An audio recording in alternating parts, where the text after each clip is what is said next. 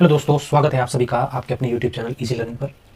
आज के इस लेक्चर में we are going to study about the concept of specific gravity.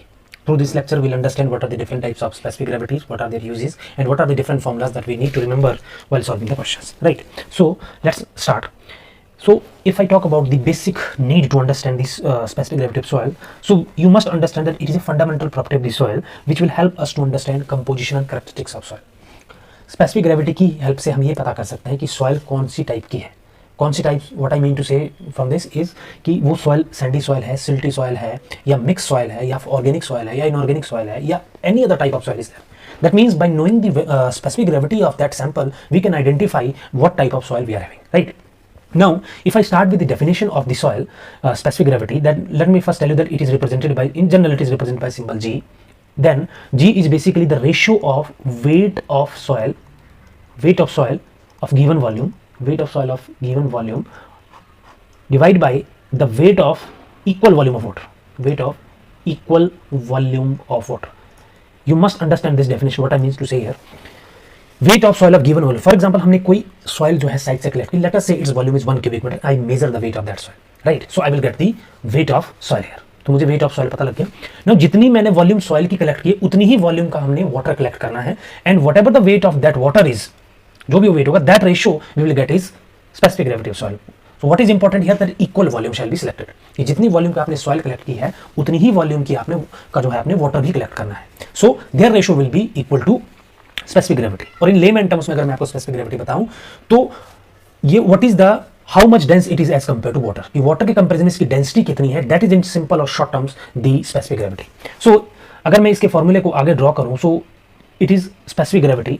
Before moving to the formula, you must understand specific gravity, very important point to remember, is always measured at 27 degrees Celsius as per Indian standard. Indian standard के हिसाब से जो specific gravity है, that we always measured at 27 degrees Celsius. One thing to remember. Now, moving on to the formulas, जैसे मैंने आपको बताया weight of soil, I'll write it like this, divided by weight of equal volume of water.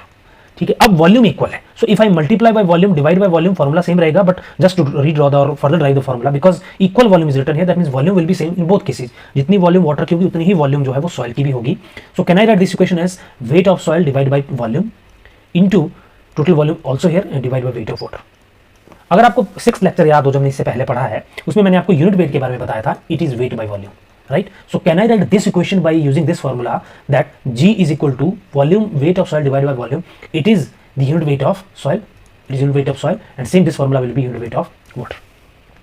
So this formula G can also be written as, it is the ratio of unit weight of soil to the unit weight of water. Now एक चीज हमने और पढ़ी थी कि unit weight can further be written as, it is density into G.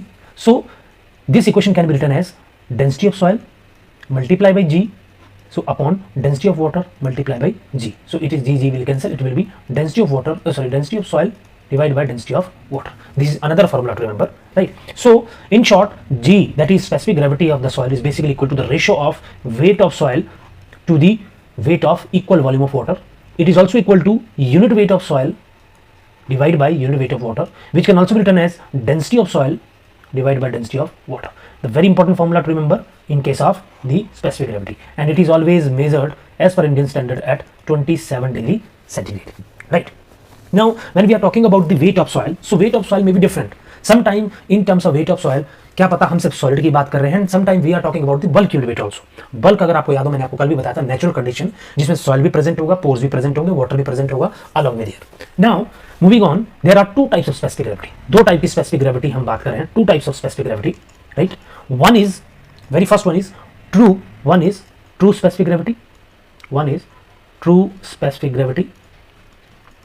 right?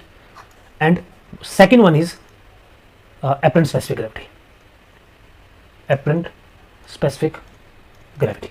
Now true specific gravity is also known as absolute specific gravity, and apparent specific gravity is also known as mass specific gravity. It is mass specific gravity, or also known as bulk specific gravity. Let's discuss them one by one. Now true specific gravity, here let's start with true specific gravity. True specific gravity is basically true specific gravity, right? I'll write in short so kindly understand here. True specific gravity is the ratio of weight of soil solids. Definition से ही आपको clear हो जाएगा what is the meaning. True specific gravity is ratio of weight of solids of soil, या soil solids जैसा भी आप लिखना चाहें, soil solids divided by weight of water. weight of water, right? So true specific gravity is the ratio of weight of soil solids divided by weight of water, which can be also written as unit weight of solids divided by unit weight of water. I'll directly write it unit weight of solid divided by unit weight of water, or it can also be written as density of solid divided by density of water. Similarly, second part is the mass specific gravity. Mass specific gravity here is the ratio of, it is the weight of soil mass. It is the ratio of weight of soil mass to the weight of water.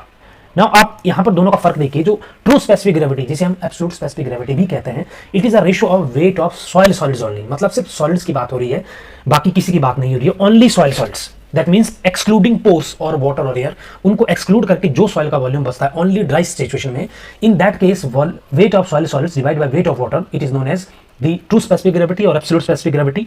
और mass specific gravity is basically the ratio of soil mass. अब मैं इसमें bulk की बात कर रहे हैं हम, that means I can write here G as equal to gamma bulk divided by gamma water और bulk density divided by density of water.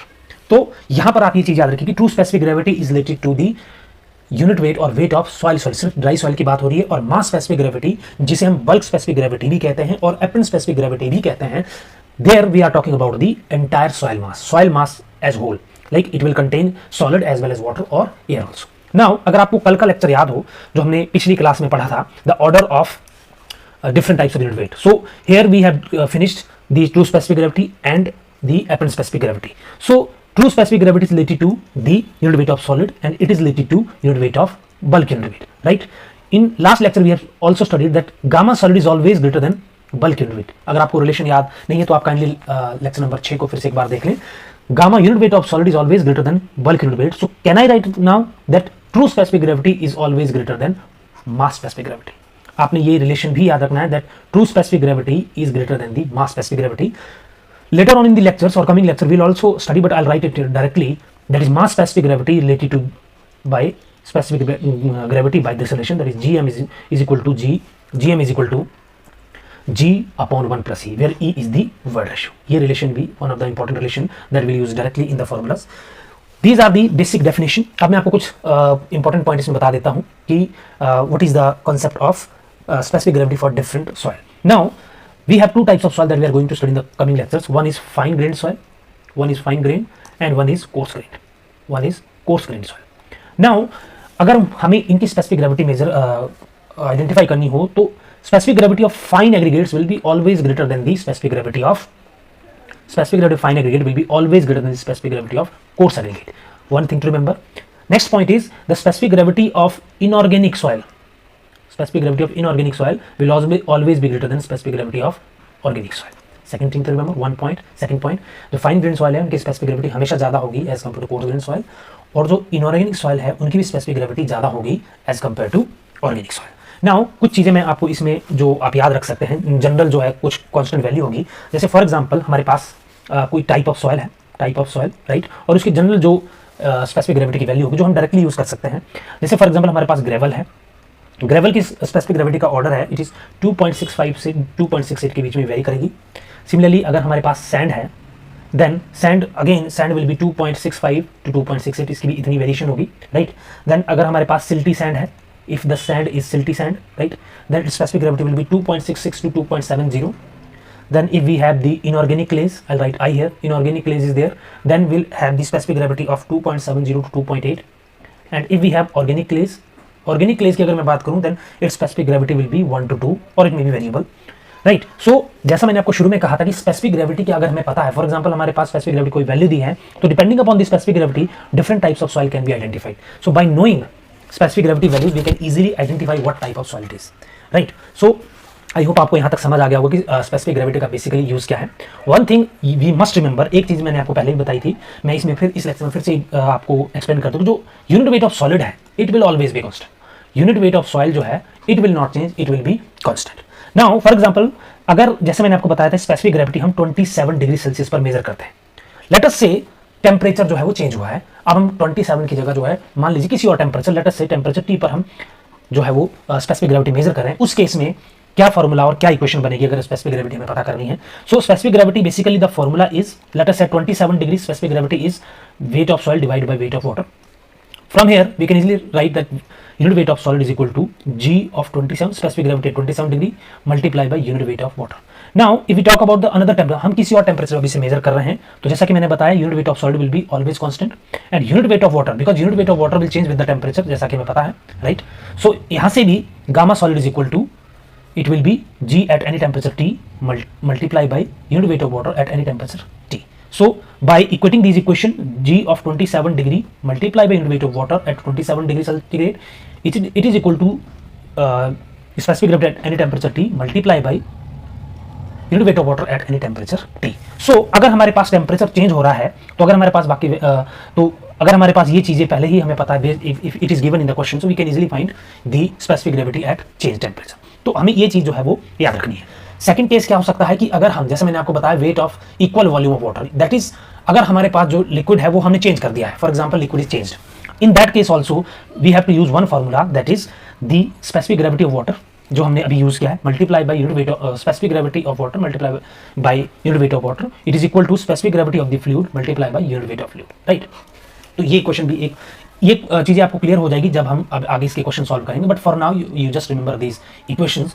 तो यहाँ पर जो है हमें स्पेसिफिक ग्रेविटी के जो हमें बेसिक अंडरस्टैंडिंग होनी चाहिए थी, आई थिंक मैंने ये चीज कवर कर दी है। आपको इसमें कोई भी डाउट हो तो you can easily you can write same in the comment box, I try to resolve your queries as far as possible. Now जैसा कि मैंने आपको बताया, what is the significance, significance में first very important significance that we can understand about the soil classification, different types of soil की classification हमें पता चल सकती है कि सॉइल सिल्टी है, सैंडी है, if we know the value of specific gravity, right. Specific gravity again assist in evaluating soil compaction effort, it provides insight into the arrangement of soil particle, कि soil किस तरह arranged है, that we can also identify, we can also observe by using the specific gravity, right. And by using the specific gravity we can easily find the void ratio, which is very important property of soil mechanics, right. So यहां तक हमने जो specific gravity है वो I think हमने almost, जो हमें एक एग्जाम पॉइंट ऑफ व्यू से पता होना चाहिए वो हमने कवर कर लिया है। इसमें जो भी कुछ छूटेगा, अगर हमें आपको भी लगता है कोई इसमें चीज़ रह गई है, तो आप कमेंट बॉक्स में उसको लिख सकते हैं। बाकी हम आने वाले लेक्चर सीरीज में जब क्वेश्चन सॉल्व करेंगे, तो जो पॉइंट हमारे कवर होने से बच गए होंगे, I try to cover those all the points, right. So अगर आपको वीडियो अच्छी लगी हो, if you found this video helpful, please don't forget to like, subscribe and hit the notification button, and till then stay safe and be happy.